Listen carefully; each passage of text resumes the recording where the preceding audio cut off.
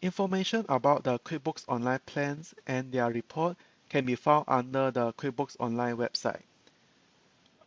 Under the website, there will be three plans, that is Simple Start, Essential, and Plus.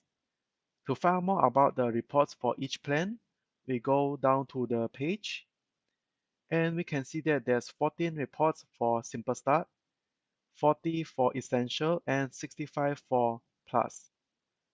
For the 14 reports, it concentrates on the income and expenses report as well as financial reports such as profit and loss and balance sheet.